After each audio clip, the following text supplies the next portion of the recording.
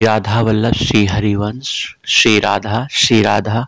ओम अज्ञान तिम्रांधस्य ज्ञानांजना शलाकया चक्षुरुन्मीलितं येन तस्मै श्री गुरुवे नमः। भक्ति का बहुत बड़ा अंग क्या है? जो मनुष्य भगवान की भक्ति करना चाहता है उसके लिए भजन सबसे बड़ा प्रधान अंग है। बिना भजन के भक्ति हो ही नहीं सकती। भजन साध्य और साधन दोनों हैं। जो भगवत प्रेम को प्राप्त कर चुके हैं उनके जीवन में आप देखिए अखंड भजन चलता ही रहता है। चाहे वो संसार में कोई भी क्रिया कर रहे हैं, मानसिक रूप से वो भगवान का भजन कर ही रहे हैं, चिंतन कर ही रहे हैं, नाम जाप कर रहे हैं। जो भगवत प्रेम प्राप्त कर चुके हैं उनका अखंड भजन चलता है। लेकिन जो भगवत प्रेम को प्राप्त करना चाहते हैं उनका अखंड भजन चलने के लिए अभ्यास करने की आवश्यकता है। अखंड भजन चलता रहे, 24 घंटे भगवान का नाम चिंतन चलता रहे, इसके लिए एक दृढ़ अभ्यास की आवश्यकता है। जो मनुष्य भजन बिना मुक्ति और भगवत प्रेम चाहते हैं, जो भगवत प्रेम करना चाहते हैं, वह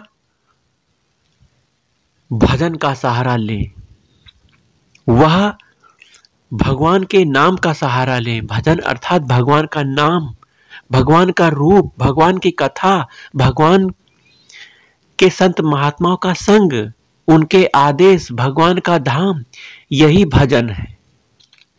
अगर नाम जाप करते करते आप धाम की सेवा कर रहे हो, धाम की सेवा करते करते कथा सुन रहे हो, कथा सुनते सुनते भगवान का रूप का ध्यान कर रहे हो, वाणी पाठ कर रहे हो, ये सब भजन ही है। तो जो मनुष्य भगवत प्रेम प्राप्ति करना चाहता है वह भजन का सहारा ले।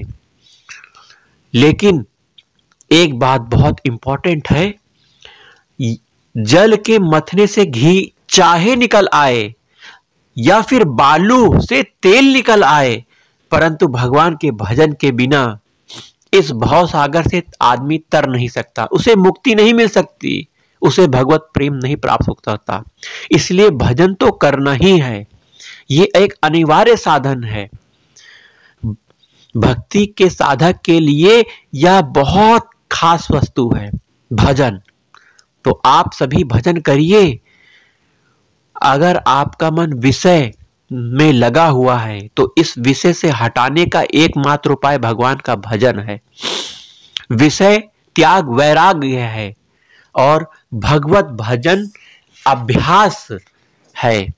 भगवत भजन एक अभ्यास है। क्या करने का? हमें विषयों से अपने मन को हटाकर भगवान में लगाने का।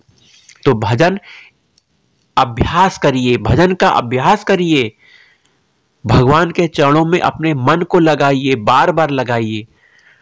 हम ये जानते हैं कि हमारा मन कई बार हमेशा विषयों में ही रहा है।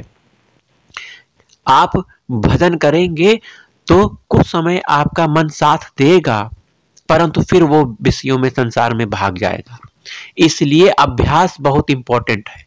बार बार मन को संसार से, विषयों से हटाकर भजन में, भगवान के रूप, नाम, ध्यान, कथा, सत्संग आदि में लगाना, यही एक भजन का अभ्यास है। घड़ी भर के लिए भी हमें अपने समय को बर्बाद नहीं करना है। पल भर के लिए भी, अगर पल भर का हमने विश्राम दे दिया तो मन फिर विषयों में भागता है। आपने 3 घंटा खूब नाम जाप किया, अब सोचा चलो नाम जाप हो गया, अब चलो मन को इधर लगाते हैं, थोड़ा सा ये देख लेते, इधर घुमाते।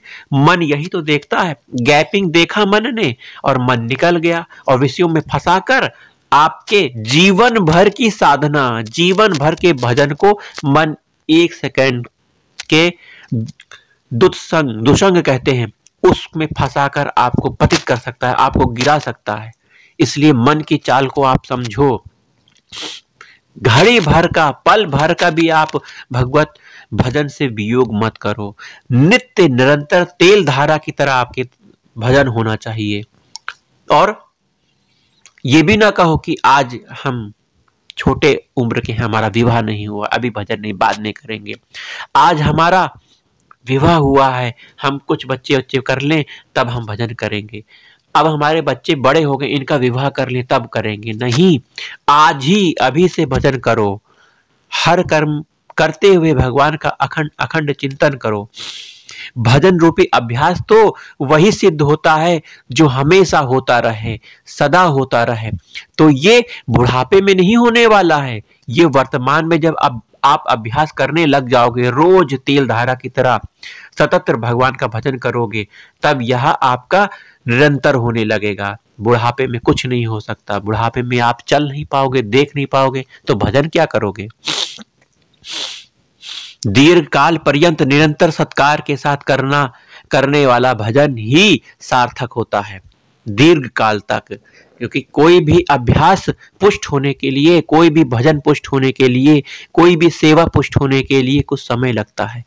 तो इसके लिए दीर्घ काल जरूरी है। दीर्घ काल अर्थात भगवत प्रेम आपको तुरंत भी प्राप्त हो सकता है। जब आप भगवान के नाम का जाप करोगे, लीला सुनोगे, तो आपको आनंद मिलेगा, परंतु परम आनंद आपको धीरे धीरे धीरे धीरे धीरे धीरे धीरे वो बढ़ता जाएगा। आपका आनंद की सीमा नहीं होगी, क्योंकि भगवान आनंद स्वरूप हैं, सुख समुद्र हैं। थोड़ा थोड़ा आपको प्रेम धीरे धीरे होने लगेगा, आनंद मिलने लगेगा। परंतु जब आप उस ऊंचे स्तर को पहुंच जाओगे, तो आपको बड़ा प्रेम चाहिए, बड़ा आनंद चाहिए। तो एक निरंतरता, एक अपनापन, एक निरंतरता, एक अपनापन भगवान के चरणों में जब होने लगेगा, प्रेम बढ़ने लगेगा, तो भगवान भी प्रेम बढ़ाते जाएंगे आपके लिए। आप भगवान के बहुत समीप हो जाओगे। आप फिर संसार में आपका मन नहीं लगेगा, आपका मन कहीं नहीं जाएगा। आप भगवान में ही अपने चित्त को जोड़े रहोगे, परम आनंद को प्राप्त होते रहोगे। परंतु प्रारंभिक अवस्था में तो आपको अपने मन को लगाना ही पड़ेगा ना। भगवान ने गीता में कहा है, अनन्य चेता सततम यो माम स्मृति नित्यशा तस्याहम सुलभा पार्था नित्य युक्तस्य योगिना। अर्थात इसका अर्थ है, हे अर्जुन, जो पुरुष मुझ में अनन्य चित्त होकर नित्य निरंतर मुझको स्मरण करता है, उस निरंतर मुझ में लगे हुए योगी के लिए मैं बहुत सुलभ हूं। तो हमेशा भगवान का भजन करो। भगवान ने कहा है, निरंतर मेरा स्मरण कर रहा है तो मैं उसके लिए सुलभ हूं, मैं उसे दर्शन भी देता हूं, उससे संवाद भी करता हूं, उसके साथ रहता हूं।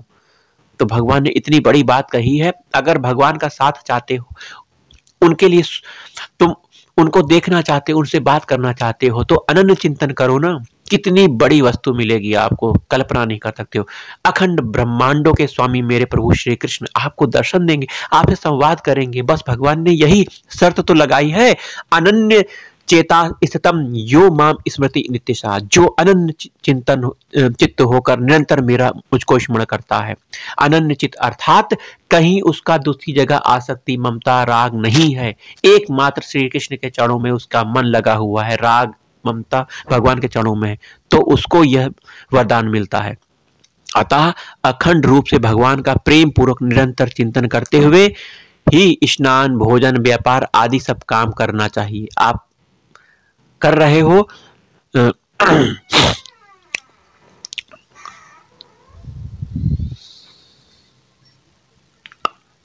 आप गृहस्थ होकर अपने जीवन को व्यतीत कर रहे हो, फिर भी आप भगवान का चिंतन कर सकते हो, भगवान का नित्य स्मरण कर सकते हो। भगवत स्मरण युक्त होने से प्रत्येक कार्य भजन हो जाता है। प्रत्येक कार्य जब भगवान को आप अर्पित कर देते हो, भगवान का चिंतन करते हुए, तो ये एक प्रकार का भजन ही है। इस प्रकार भजन का ताता क्षण भर भी नहीं टूटना चाहिए। स्वरूप का चिंतन न हो सके अगर आपको, तो नित्य भगवान के नाम का स्मरण ही करना चाहिए। अगर भगवान के नाम स्मरण में मन और प्राण पवित्र हो गए आपके, और भगवान के पावन पद कमलों में अनन्य प्रेम उत्पन्न हो गया, तो इससे बड़ी वस्तु आपको क्या मिलनी थी। यही सबसे बड़ी वस्तु है। नाम जप की सहज विधि भी जान लीजिए कि अपने श्वास और प्रश्वास, सांस आपकी आ रही है और जा रही है, इसमें भगवान का नाम चलता रहे, भगवान का ध्यान चलता रहे। अर्थात सांसों की माला में सिमरू मैं पी का नाम। श्वास श्वास में अपने भगवान के नाम का जाप करते रहो। प्रत्येक क्षण प्रत्येक श्वास में आपका नाम कभी ना छूटे।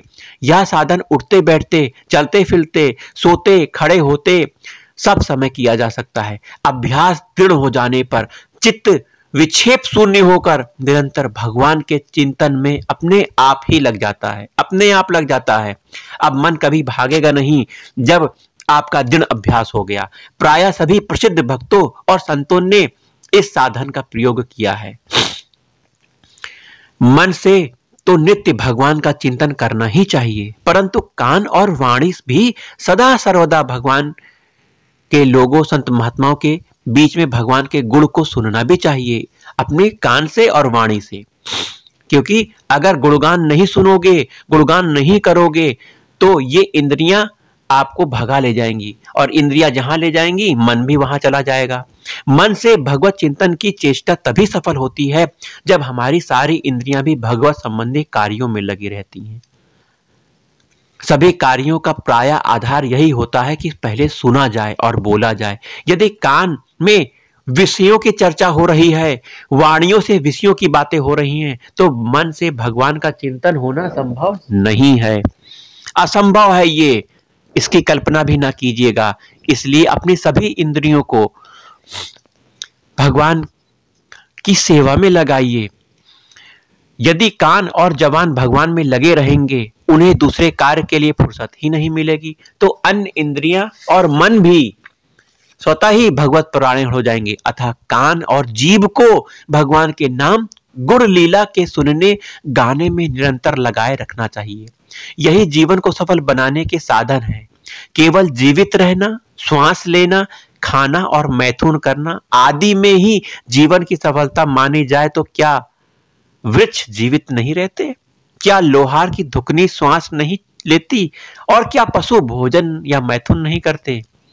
इसलिए हमें पशुवत जीवन से ऊपर उठकर एक विवेकीशील पुरुष मनुष्य के भांति हमें अपने जीवन को जीना है। विवेकशील वही होता है जो भगवत प्रेम, भगवत मार्ग में आगे बढ़ता है।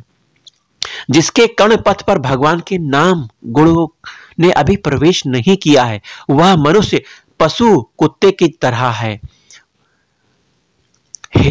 जो कान भगवान की लीला का श्रवण नहीं करते, वे सर्प आदि के बिल के समान हैं। जो दुष्ट जीवा भगवान की लीला कथा का गान नहीं करती, वे मेढक के जीव के समान व्यर्थ बकवाद करने वाली है।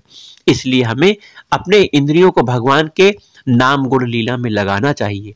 अच्छा, जिस वाणी से हम भगवान की कथा ना कहकर, भगवान की अच्छी अच्छी बातों ना कहकर असत व्यर्थ की बातें करते हैं, वो वाणी बेकार है। जिन वचनों में भगवान के गुणों को प्रकट किया जाता है, पूर्ण कीर्ति भगवान का यश का वर्णन जिस वाणी से होता है, वास्तव में वही वचन सत्य है, वही वाणी सत्य है, वही मंगल रूप है, वही पुण्य है, वही मनोहर है। इसलिए हमें नित्य नए नए रस की प्राप्ति करने के लिए भगवान का चिंतन करना चाहिए, भगवान के नाम का जाप करना चाहिए, भगवान की कथा सुनना चाहिए। नया रस हमें रोज मिलेगा, क्योंकि भगवान रस समुद्र हैं। हमें उस रस और प्रेम की प्राप्ति के लिए अपना सर्वस्व भगवान के चरणों में लगाना ही पड़ेगा। हमें अगर इस शोक रूपी समुद्र से पार जाना है और आनंद में डूब जाना है, तो हमें इसका सहारा लेना ही पड़ेगा, मन को भगवान के चरणों में लगाना ही पड़ेगा। जय जय श्री राधा वल्लभ, श्री हरिवंश, श्री वृंदावन, श्री वंचन। जय जय श्री राधा, जय जय श्री राधा।